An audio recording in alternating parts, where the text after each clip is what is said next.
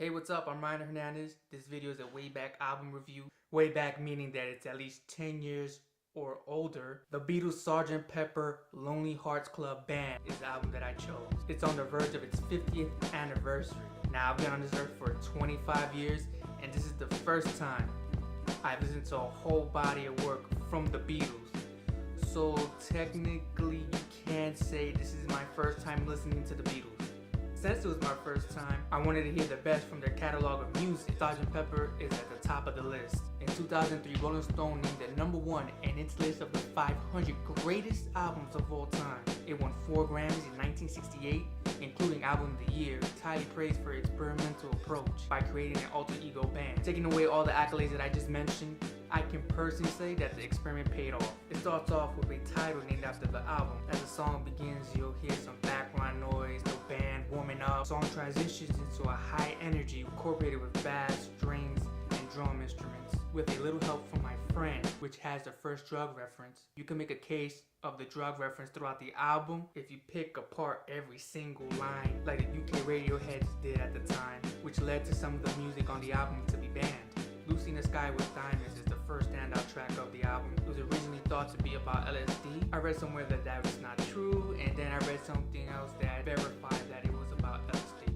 So I don't know, it's up to you to really come to your own conclusions about that one. The use of instrumentals and Lennon singing paints you this odd world that you can only dream of. And when you're listening to the lyrics, you can kind of see where they get this idea of this whole LSD concept. I mean, it's an out there world. It's very creative, even regardless of the LSD and whatnot. The drug references, if that's what you choose to call them, should not be a problem. They're very lighthearted and they're really subtle, not really thrown at your face. As you start the middle part of the album, Fixin' the Hole has a strong presence from the guitar. McCartney singing gives the song a dreamy effect. She's Leaving Home was another standout of the album. The arrangement of string instruments is great. It definitely gives you a blue mood that goes well with the song. The only gripe that I have is the chorus. The high pitch that they have throws you off. Nonetheless, it's a great song.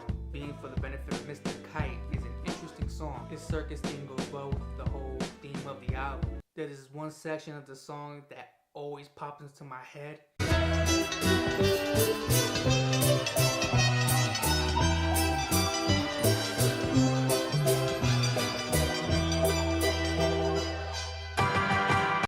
vast instruments that the Beatles use blends well. Within You Without You gives you a taste of India. George Harrison's only composition of the album puts you in a calm state, which may not come to a surprise. You might have heard this particular sound at a yoga class or meditation class, but back then this sound wasn't as popular or well known. The next song, when I first heard it, sounded kind of corny to me. I thought it was a children's song, but eventually it grew on me and I thought it was charming and endearing. Lovely Rita, which I found just as charming, is my personal favorite. From the piano solo to the noise they made with their mouths.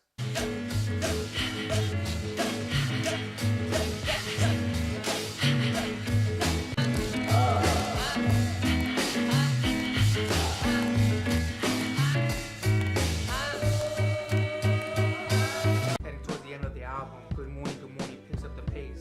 Heavy horns and strong presence from the drums. Lennon singing and lyrics expresses his boredom with normal life. A Day in the Life ends the album. McCartney and Lennon collaborate with 2 different approaches. Lennon singing is kind of eerie, adding the 40 musicians at the end of each verse who start from the lowest note and then go to the highest. It's an interesting and a strong way to end the album. All in all, this album needs to be listened to as a whole. Don't approach it song to song. Nowadays, we're so used to just listening to singles. That's about it. Sitting back, putting on some headphones, and really just listening to the whole album, because this is an experience. Find yourself some good headphones, put them on, lay back, and enjoy the ride. So yeah, that ends the album review. I hope you enjoyed what you saw. I appreciate you guys watching. Leave a comment, hit that like button. One love.